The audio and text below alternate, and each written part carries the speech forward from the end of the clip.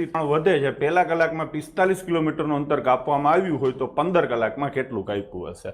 અહીંયા આ પ્રશ્ન સીધે સીધો તમે કરી શકો છો કે પહેલા કલાકે 45 નું કાપ્યું હશે, બીજા કલાકે 48 નું કાપ્યું હશે, ત્રીજા કલાકે 51 નું કાપ્યું હશે, અને આવી રીતે કારની ગતિ વધશે. ટૂંકમાં શ્રેણી શ્રેઢીનો આ ક્વેશ્ચન કહી શકાય. કાંઈ ન ફાવે તો આમ લખીને સરવાળો કરી શકાય છે, પણ એવું કરો ને એટલે પેપરમાં 10 પ્રશ્નો રહી જાય. આપણે એ ધંધી કરવાની થતી નથી. તો પહેલી કલાકે 45 કિલોમીટરનું અંતર કાપ્યું, હજી 14 કલાક ચાલવાની છે ગાડી મારી. 14 કલાક ગાડી ચાલે એટલે 3 એટલે 42 વધશે હજી સ્પીડ. ટૂંકમાં પહેલી કલાકે 45 હોય તો છેલ્લી કલાકે સ્પીડ હોય તમારી 87. એલા સમજાણું?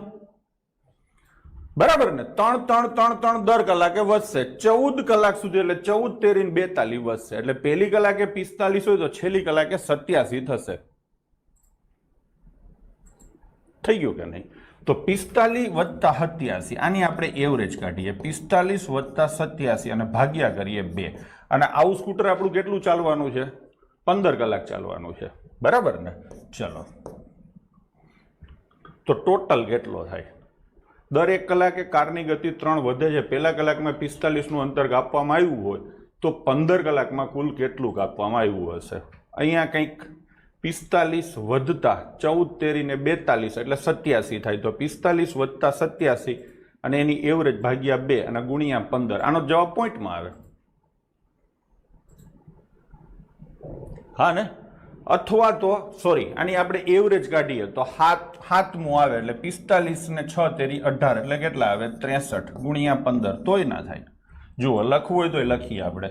45 48 ને 3 51 ને 3 54 ને 3 57 ને 3 60 ને 3 63 ને 3 63 ને 3 66 ને 3 69 ને 3 72 ને 3 75 ને 3 78 ને 3 81 ને 3 84 ને 3 87. જોવો જોઈ લો, 15 કલાક થઈ ગઈ ને? 1 2 3 4 5 6 7 8 9 10 11 12 13 14 ને 15 કલાક થઈ ગઈ.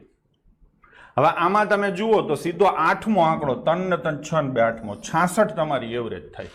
તો 66 ગુણ્યા સીધા તમે 15 કરો તો કેટલા થશે? 66 ગુણ્યા 15 એટલે 990 થશે.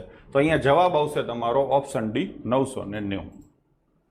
સીધે સીધો દાખલો તમારે કરવો હોય તો 45 વત્તા 87 આવે. 45 વધતા 87 બરાબર જ હતું, અને ભાગ્યા કેટલા આવશે? 2 અને ગુણ્યા કેટલા આવશે? 15. આવું નાટક ના કરવું હોય તો.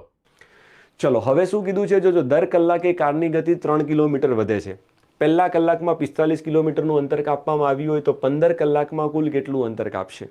ચલો, પહેલા કલાકમાં 45, બીજા કલાકમાં 3 નો વધારો એટલે બીજા કલાકમાં 48 કાપશે. જો કીધું છે દર કલાકે 3 કિલોમીટર વધે છે, ત્રીજા કલાકે 3 વધશે તો 51, ચોથા કલાકે 54. તો આવું ક્યાં સુધી? તો આવું તમારે 15 કલાક સુધી. તો આ બધાનો સરવાળો કરવાનો છે. તો શું છે એકચ્યુઅલીમાં જોવા જઈએ તો સમાંતર શ્રેણીના n પદોનો, સમાંતર શ્રેણીના n પદોનો સરવાળો કરવાનો છે. આ બાજુ ધ્યાન આપજો. હા ભાઈ, બરાબર છે ને? સમાંતર શ્રેણીના n પદોનો સરવાળો. તો n પદોનો સરવાળો કરવા માટે આપણે આ સૂત્રનો ઉપયોગ કરીએ છીએ. આ સૂત્ર છે ને, 2a વત્તા n માઇનસ 1 ઇન્ટુ ડી. બસ આની અંદર સિમ્પલ કિંમત મૂકી દો. સૂત્ર મૂકવાની જરૂર નથી, કિંમત મૂકો. 15 પદ છે તો 15 ભાગ્યા 2. જોજો, 2a નો મતલબ શું થાય? a એટલે પહેલું પદ, તો 45 ગુણ્યા 2 કેટલા થવાના? 90 થવાના. વત્તા n માઇનસ 1, તો 15 માંથી 1 જશે તો 14, અને તફાવત કેટલો છે? તો તફાવત આવશે 3. ચલો, આ બાજુ ધ્યાન આપજો. 15 ભાગ્યા 2 તમારા માટે એક સ્ટેપ વધારે લખું છું, ગુણ્યા 14 તેરી 42, અને 42 માં 90 ઉમેરશો તો આવશે 132. હવે 132 ને 2 વડે ભાગીએ તો 6 દુ 12 અને 6 દુ 12 66, અને 66 ને 15 વડે ગુણશો તો જવાબ કેટલો બનશે? 15 છંગ 90 ને 15 છંગ 90 એટલે 990. તમારો રાઈટ આન્સર બનશે ઓપ્શન ડી ફોર દિલ્હી.